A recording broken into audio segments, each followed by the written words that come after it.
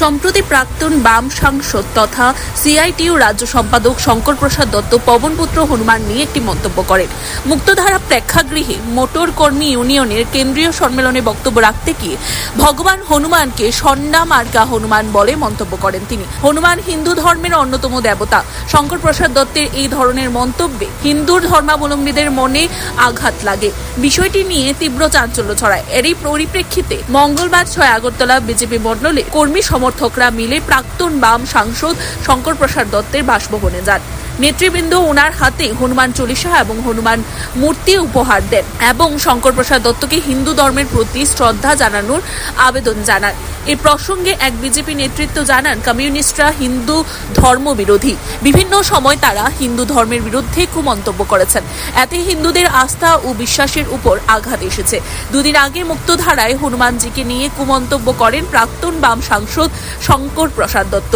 তার এই মন্তব্যে তীব্র নিন্দা ও ধিক্কার জানান তিনি। তিনি আরও বলেন যে বিজেপির কাজ হলো মানুষকে অন্ধকার থেকে আলোয় নিয়ে আসা। এই বাম নেতৃত্বের চেতনার বহিঃপ্রকাশ যেন হয়, সেই জন্য ভগবান হনুমানের কাছে প্রার্থনা জানান। একই সঙ্গে ভগবান হনুমানজি যেন শঙ্কর প্রসাদ দত্তকে ক্ষমা করেন, এই প্রার্থনাও জানান এই বিজেপি নেতৃত্ব। আছে যার হয় না নয়ে আর 90ও হয় না।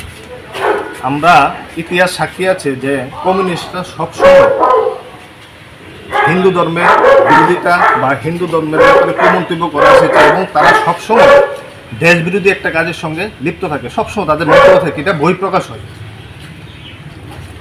হিন্দু ধর্ম নিয়ে তারা বিভিন্ন সময় বিভিন্ন কুমন্তব্য করেছে, যার জন্য লক্ষ লক্ষ হিন্দুরা আস্থা ও বিশ্বাসের উপরে আঘাত এসেছে। গত দুদিন আগে মুক্তধারায় সিপিএমের প্রাক্তন সাংসদ শঙ্কর প্রসাদ দত্ত মহোদয় আমাদের আরাধ্য শঙ্কর মোচন চিরঞ্জীবী হনুমানজিকে নিয়ে একটি কুমন্তব্য করেছে, যার জন্য আমরা তীব্র নিন্দা এবং ধিক্কার জানাই। আজকে আপনাদের মনে প্রশ্ন আসতে পারে, যারা ঈশ্বরকে বিশ্বাসই করেন না, ওনার বাড়িতে হনুমান চালিসা এবং হনুমানের ছবি নিয়ে কেন আসা? বিজেপির কাজই হলো মানুষকে অন্ধকার থেকে বের করে নিয়ে আসা এবং আলোর দিশা দেখানো। তাই আজকে ওনার বাড়িতে আসা।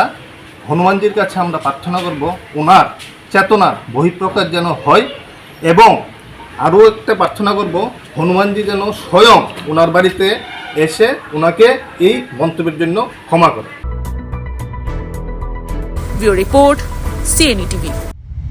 CNE TV, channel for news and entertainment.